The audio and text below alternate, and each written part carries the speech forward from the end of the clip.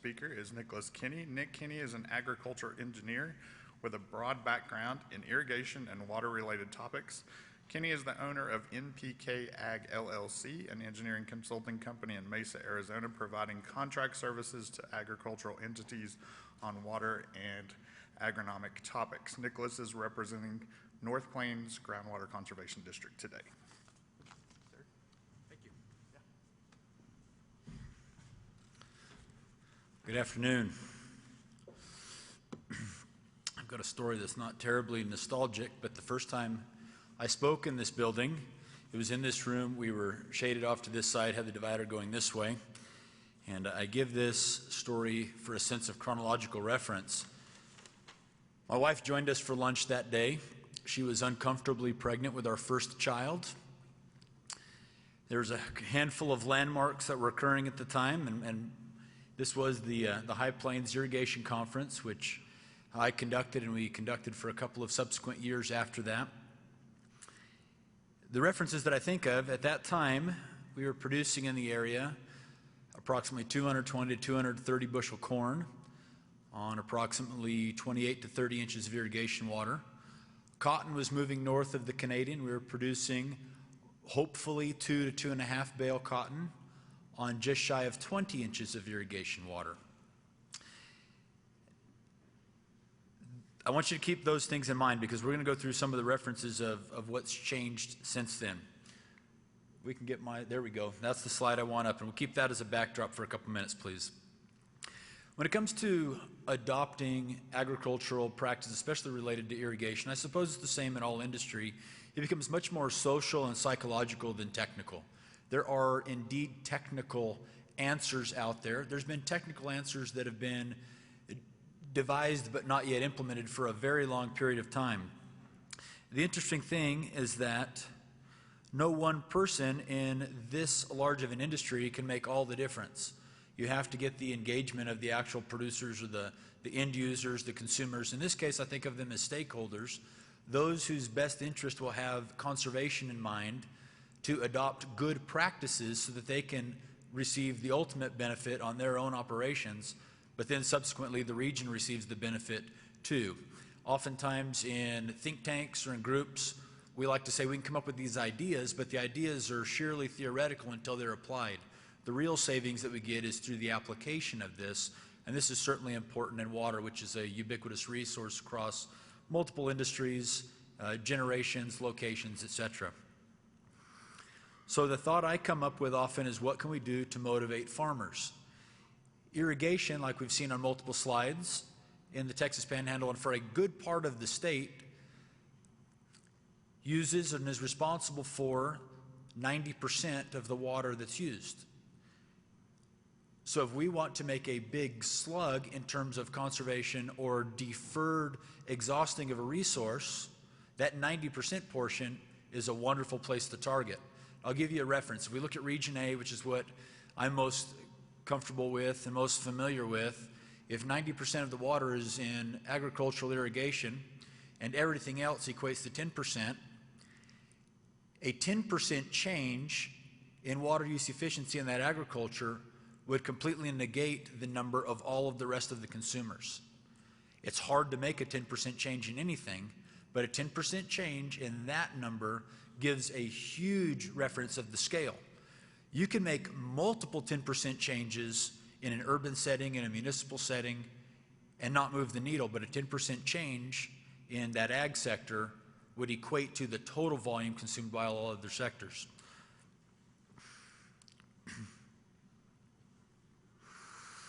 What we're going to talk about today is what the picture on the screen gets to. It's our demonstration model that we developed as part of an effort at the North Plains Groundwater Conservation District. This is what we refer to as the Water Conservation Center. It's a farm owned by the North Plains Groundwater Conservation District, just north of Dumas. This particular farm was actually geo-referenced on the last slide showed in the previous presentation. I think we will have maybe some local interest in modifying our playa lakes so that we can keep the water underneath this farm going for a long time. This farm was created out of necessity in its current state. The necessity is that research has been ongoing and it's pertinent, but it's got a couple of very specific shortfalls when it comes to adaptation. Some of those shortfalls include that it is slow. It takes a long time to verify certain things. Oftentimes, before the topic is researched to an acceptable conclusion, the industry has moved past the application of it. It's also incredibly expensive. The other model that usually is associated with the research model has been the extension model. So the extension model is where you would take this information developed in research and then go out to apply it or do on-farm research or applied field research, etc., thinking of farms as open-air laboratories. Well, it comes with multiple pitfalls, too, that anybody who's done that type of work recognizes you fall into frequently. One of those is that you have to gather collaborators or cooperators, typically farmers, to partner with you to do this work. You have to do that year after year after year, and oftentimes those participants shuffle, so you lose some continuity. The other thing is that when you ask somebody to step aside from their normal business enterprise to help you find some answers to that, you are second or third string in terms of their priorities. And oftentimes efforts will go all the way through to the 90% completion rate, and then harvest will happen without you being able to gather the necessary data to make the requisite conclusions. What we've done with this demonstration model is to address multiple of those challenges. The district owns this farm and is contracted with an interested farmer to farm this consistently year after year. Our cooperator in this, the farmer's name is Stan Spain. He's been farming this piece of ground as part of his own enterprise, so he takes the risk and he shares in the responsibilities there. But he does so under an agreement in which is where I come to play. We agree what the farm is going to look like so that we can address specific needs. We operate this farm on full ag production scale, and then we pull data out of certain pieces so that we can get the information that we need that's going to be valuable to adopt these principles as we see them across all of the acreages. So we're not talking but just smaller than a half section of land here. That's not enough to save all of the water in the Ogallala. But the principles that we can develop here as applied throughout can make a huge change in terms of conservation. I want to make one point before I get into the specifics of what's going on here. I noticed that the attitude in this meeting is a little different than it normally has been. I commented to one of the members of the North Plains Groundwater Conservation District about it. There's an attitude that we need more water, or we need to be more productive with our water, where a couple of years ago the thought consistently was conserve, conserve, conserve. It's been my experience that we cannot conserve ourselves out of a problem that fronts us.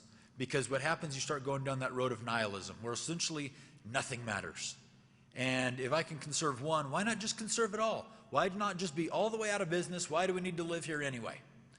And you got to be very careful to not go down that road when you talk about resource management, because many additional things come from that process of us utilizing this resource, in this case water, properly. So the idea is, let's frame what our priorities are within the consumption of this resource to make sure that it's effectively used, but also so that it can be used for generations to come. That's also a prime motivator for most of our agricultural producers. It's very, very difficult to make an argument to an industry, and whether you like it or not, agricultural producers are part of business enterprises. It's their industry, it's their livelihood. They feed many families, they live good lives because of it. It's very hard to get on a moral high horse and say, you should use less water. That will never lead to the adoption of good practices. Rather, it has to be framed in a way to say, you can make more money, you can be in business longer, and you can get more satisfaction out of your effort if you do some of these things more effectively. Another foible with that is, as an engineer, everything that we measure is inefficiency. If I were to look at this principle and say efficiency is going to save the day, that has never been my experience. When it comes to water, the more efficient you get, the closer to zero you can take that resource. There's farms in the West that I spent time on that have been abandoned because they didn't have enough capacity. They were flood irrigating. Those farms are being put back into production now because you can get by with the gained efficiencies of subsurface drip irrigation and be equitable again. The water didn't get greater. The tool to utilize that water that's implemented was better. And so this is a fallacy we also need to be very mindful of in our efforts. We can't conquer conservation with solely efficiency. We can be much better stewards of it. We can be more profitable, more equitable, but we will ultimately, if we had all of the efficiency in the world, the opposite of nihilism, we would take that course to the fact, or to the point where there's no water left at all in the aquifer. Okay? So let's dive into this demonstration plan so you can see the specifics of what we are working on with all of that philosophical background. This particular farm that you see on your screen, it's 2 center pivots and 2 distinct drip blocks. Okay, we have a corn-cotton rotation that's been going on continually for 5 seasons. We've been recording it in detail for 4 of those 5 seasons. The reference here is that we have corn one year in one pivot, then it alternates to the next pivot, cotton switching back and forth. Okay, so we do 2 full seasons through that. That's 1 lap of our rotation, and it's a very effective rotation. I want you to keep in mind why this rotation was selected by the board and why it's implemented. If business is what farmers are in the business of doing, they have to have crops in their rotation that are profitable consistently. Okay, corn is a reliable primary crop. Cotton has been a reliable primary crop. It's only recently that they've been put in rotation together in the North Plains. So the benefit here is you've got 2 complementary crops, one being a grass, one being a broadleaf, one being a fibrous root system, one being a taproot system, different ecology of the bacteria and the virus and the soil fungi that they contend with and work with. And so you get this complementary system here. They both are money makers, like I said, so they've got the opportunity to be equitable. Oftentimes the rotation was written off as, well, I've got to go through this crop. I've got to go through this crop because it's better for my primary crop. Our goal here is to make sure that each one of these efforts within the enterprise is equitable in and of itself. So the projects we've got set up, as you can see them on the screen. On this case, the left of your screen, I'm losing my bearing up here. So it's going to be the left of the screen. Never mind which way my fingers and hands are pointing, okay? To your left of your screen in 2021, we had cotton. Our efforts there was to look at different planting populations. So we had planting populations ranging from 45,000 all the way to 110,000 seeds, with the field standard being a seed drop of 75,000 seeds per acre. The reason we've done this, we've seen that in cultivating cotton in that area, which is limited for heat units, we have to make sure that we can have all of the tools to control that crop. And one of those tools is plant population. So we're trying to figure out the ideal setting to be most effective for plant populations. And then we work the economics from that. If you look on the right side of the screen, that's our corn field, and it's divided with a handful of different varieties. The north, or the uppermost drip in that plot, you can see it's got a moniker there where it says daily SDI, SDI 2X, SDI 3X, SDI 4X. What we're doing on that subsurface drip, this is at the middle top of your screen. What we're doing on that is we're studying frequencies and duration to see which management strategies on subsurface drip are going to yield us the best yield as well as the best water use efficiency. And then the south plot of drip is, again, cotton. This is an extension of Dr. Jordan Bell's race trials. This is one of the Moore County entries that she has there. The benefit that we're doing here is that we get to overlay all of these large-scale demonstrations and pull out different and pertinent information that's going to be useful for the area. So we get to compare the profitability of corn versus cotton. We get to look at the rotational season by season by season benefit of having corn and cotton back and forth and what a 2-year rotation looks like. We figured out some management strategies on center pivots. We've figured out production limits on some of these to see if we can further reduce the applied irrigation. Before I go into any additional slides, I want to point out an artificial limit we've placed on the production here. All of our corn is limited to a capacity limit, a well capacity limit of 4 gallons per minute per acre. Okay, and all of our cotton has been limited to 3 gallons per minute per acre. So what that is telling us is that's all of the water, whether it be real or artificial, that we could apply to these crops in any given period. Okay, so that's our backdrop. Now we're going to get into some of the exciting stuff. I want you to consider what I told you the standard was when I first spoke here. I think I shared with you that we were looking at 220 to 230 bushel corn. This last season, on our pivot, we were at 260 and 250 bushel corn, depending on the hybrid. Okay, so I didn't give you all the times. I should have said, last week was my son's 13th birthday. My wife, who walked right up this aisle pregnant with him 13 years ago when I was speaking, that's 13 years that have gone by, and we've gone from 230 bushels to 250 bushels in that region on similar production ground. The water, we went from 28 to 30 inches to this last year. Our pivots were at 21 inches of applied irrigation.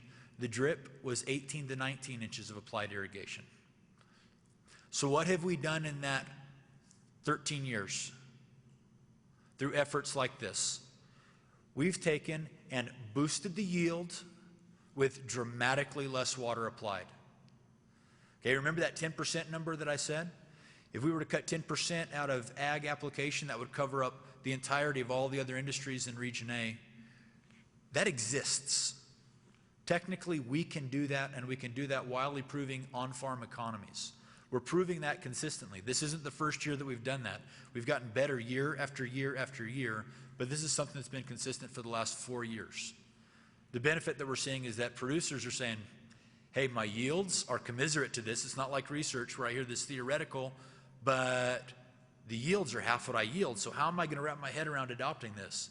We're given principles that are saying you can do this, and here's yields that match or are better than yours, and they're right in your backyard. And so we feel like this method of demonstration is important. What I've got on the screen now is some of the highlights of that related to water use efficiency and revenues. I think if we look at this screen, we can see some of the areas I want to highlight. To me, water use efficiency is our standard. Revenue per acre inch is our other standard. So we want to look at how well are we converting water into product, and ultimately, how well are we converting water into dollars? I've got a saying that there's nothing that wastes water more than a failed crop. It's a very poor practice to put water on a failed crop. To that same argument, there's nothing that's a better use of that water than maximizing yield for the same unit of water. That helps enterprises because now your land costs are amortized with better income. All of your input costs are now better rewarded with profitability, et cetera, et cetera. So what I want to highlight is a couple of things here. These water use efficiency numbers. Okay, this is on our drip. Water use efficiency bushels per total acre inch of water. Not just irrigated, also rainfall and soil. Historically, a number of 7 was satisfactory. This last season, we had 2 plots that pushed past 9 bushels per acre inch of water. This is almost solely management at this point. Our most equitable ones was obviously on drip in terms of dollar per inch, but our most profitable was on one of our pivot plots. I wish the pointer was still working. I wish I could stand up there and wave my hands better, but I can't. Next point I want to point out is if you look down the right side of that column at the revenue per acre inch, I want you to look at how similarly commiserate cotton and corn are. There's not a hiccup. There's not a sacrifice in the rotation. Corn, it does use more water than cotton, but it's the perfect rotation because it sets up cotton to use all of the water, all of the nutrients that corn cannot extract. And so you get a tremendous opportunity to extract the previously paid for, previously pumped water with a cotton crop that then can put that to beneficial economic use. On these particular plots, just to reiterate, we were under 10 inches of water applied on our pivot cotton. Our drip cotton was under 7 inches of total water applied. That includes pre-water. Our corn was at 20 to 21 inches under the pivot, and on the drip was 18 to 20 inches. The irony, and we'll show this in a couple other slides, even with that reduction in water compared to our standard as recently as 10 years ago, we still over-irrigated at points. And that gets to be, well, what do we do next?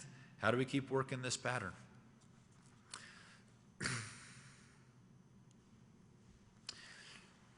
This is one of the more telling slides, of course, at the center.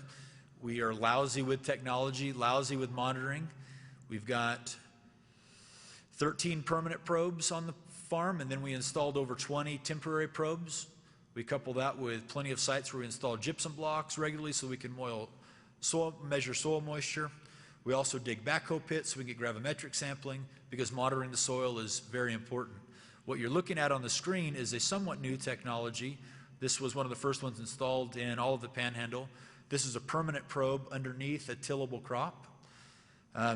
What we've got is 3 seasons in there of our rotation. Can anybody guess which of those seasons represents our cotton crop? Okay, the way these probes work, if you're going to look at the screen from left to right, along the bottom is the date line, so it's got a date stamp at the bottom. And on the, what would be the the y-axis, you have a percent of relative moisture. Higher up, it's got more moisture in the soil. Lower down, it's got soil water extraction is what it's demonstrating. For those that aren't familiar with reading these graphs, and maybe many of you aren't, what we're looking at is a corn crop and a cotton crop, which towards the end of the cotton crop extracts all of that water that we had reserved with the corn crop. Then we get the chance to begin irrigating again, fill a profile, plant, and get a corn crop. The benefit of continuous monitoring of this is we now get to see exactly when we want to start irrigating. We get to have a good sense of what our off-season soil moisture storage is, so we don't over-irrigate in pre-water just because or to be safe. If you look at off-seasons, this is an off-season and this is an off-season. This is a wet off-season, so we get to see entries where rainfall occurred, snowpack occurred.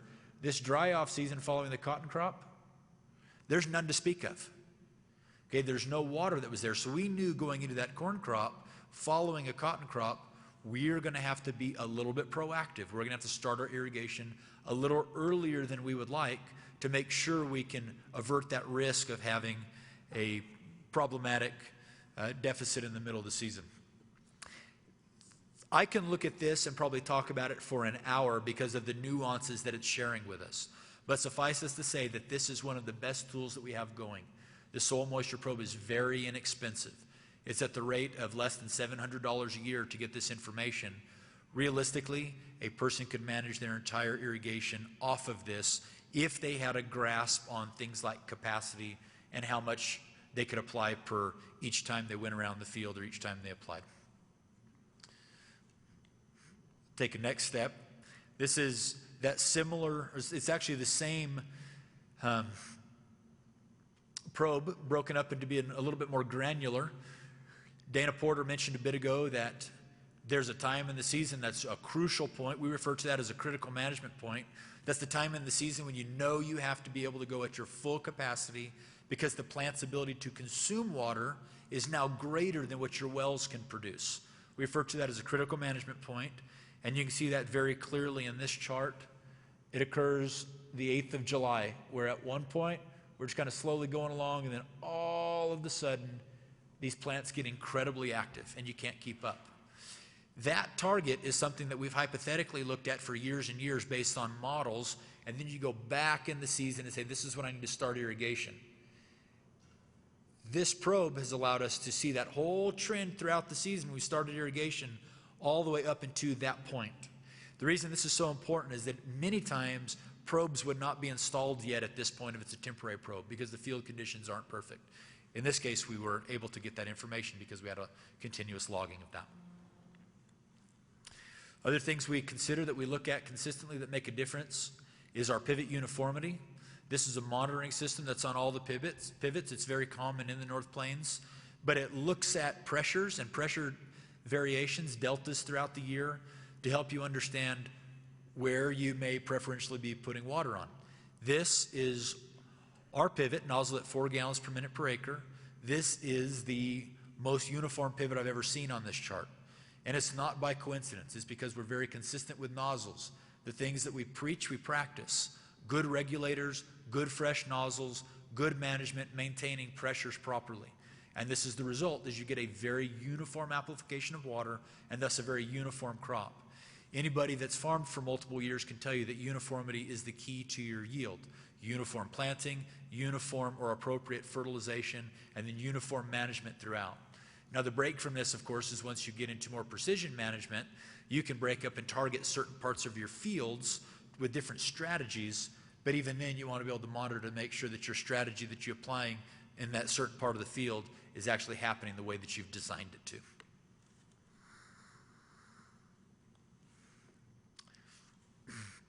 Not specifically related to irrigation, but related to the maximizing yield and profitability, we look at different things on these demonstration projects that maybe would be too tedious to do in a production setting because they require a lot of looking, a lot of observation, a lot of records, but certainly worth consideration. It's meritorious. This particular one is looking at cotton stands. Cotton is new to the North Plains. It just is. We don't know all the details. All of the agronomic work hasn't been vetted out. But some of the things that we've been considering that are really important is our planting dates. We talked about population earlier. We talked about planting dates. We've had a tremendous amount of trouble with early cotton germination because it's cold coming out of the spring, but you have to plant very early because it's cold going into the fall. The window to grow cotton in the North Plains is much narrower than traditional cotton territory. As you heard from my bio, I'm in Arizona. We've got all the heat units in the world. I could grow 2 cotton crops in Arizona, and many people have. You grow during the winter. Okay, so it's just different how you grow in different areas, but the North Plains is limited. One of the things that we've seen, though, is because cotton is sensitive to cold germination, meaning that when the soil temperature is cool, the atmosphere is cool, it doesn't germinate very vigorously. And since it needs to be uniform to grow properly, your ideal is that all of the cotton just pops out of the ground at the same time. You've got a uniform sheet of germinated cotton and you can grow. We've not experienced that. We've had stand issues, as you can see on the ground on the chart there. Our average was in the mid-50s, which is saying I apply 100 seeds to the ground, 55 of those germinate. So very, very poor, very expensive, and not good for our subsequent operations, which include spraying and crop management, crop termination, etc. What we found after 3 years of doing that was we dug into the temperatures a little bit and realized that the date we were planting, the first week of May, was always followed by a cold snap. So what do? On accident even, the next year, we had to be forced back because that cold snap came in with rain. It pushed us back a week, and we were able to germinate in the range of 70%. Okay, so 1 week difference made essentially, in this case, almost a 50% improvement in germination rate of the cotton. Those are the type of things that we're working for on these demonstrations. And then as we can convey those to producers, the hope is that they will take this and adopt that. This isn't specifically saving water, but it would if you had a failed cotton crop, which happens consistently. It does also relate to the fact that if you do this effectively, you can drive your water use efficiency up, meaning more bales per unit inch, and that means that ultimately you would have to, for your enterprise, engage less acres, less water, etc. on the aggregate. We employ additional number of technologies. This is one example of cirrus imaging. It's a fixed plane, a fixed wing plane that flies over and takes multiple lenses of photography. We've done this before. This isn't new to the area, but it was always expensive and kind of a one-off. This is now a commercially viable company with algorithms that can run over the field. Fly over the field, grab images. We take images every other week and relay that data immediately. So what you're seeing here is variation throughout the field. What you've got on the screen is a unique application of this. We had a neighbor over here who sprayed a pesticide or an herbicide that wasn't beneficial to us, and it drifted and damaged what equated to 13.5 acres of one of our fields. These type of technologies become really important also for things like litigation or other risk management type issues. This is one application of it, but there's multiple applications that we'll look at. This would be that similar technology looking at core thermal temperatures on the farm. So it's looking at reflection. You can see different patterns and signatures there where the darker typically indicates a cooler core thermal relationship. The lighter ones to the red indicate that there's some stresses going on. This is another one of those that we could look at for hours and probably tease out lots of details. But I want to draw your attention to the corn drip block, which is in the middle of the field. So essentially, this area here where it's much darker blue, purple, it looks like that plant is just happy. The thermal response is ideal, and that's the comparison between drip and a pivot. So if you wonder what benefits are we going to get taking the next step, expanding from LIPA to subsurface drip, these are the type of things that can compel people to develop and invest in their future in terms of water savings, in terms of getting the best benefit. We overwatered our drip on our corn this year, not on purpose, but by not tracking it closely enough and getting some rainfall that came at times we weren't expecting. The plant looks healthy, but we could trim quite a bit of water yet off of the drip. And those are the things that are exciting to drive you for the next year. You start to look at these and say, well, what are our opportunities next? What are our opportunities next? And then how do we convey these messages? Here's another application of that same tool. One of the things that we've been fighting is the historical patterns of production. One, for example, is that corn takes all the water you can give it. You've all heard the fish method or the catfish method, the idea that you're going to pond water, and the more water you can get out there, the better off you're going to be to yield. That is patently false, and we've known that for a while. That 13 years ago period, folks were saying we needed to have 7 gallons per minute per acre to grow maximum corn. This particular field you see up here is 4 gallons per minute per acre. Okay, and I want to point something out to you that would not be so, maybe so easy to understand if you weren't looking at the field for different reasons. This red spot that's on the field, that's the spot immediately following the center pivot as it goes around. Okay, that red indicates a slight amount of stress. And what we're finding is that even with 4 gallons per minute per acre, at certain times during the year, we overwatered that crop. 10 years ago, that would have been thought to be completely impossible, but we're seeing that happen. Okay, so how do we manage to this?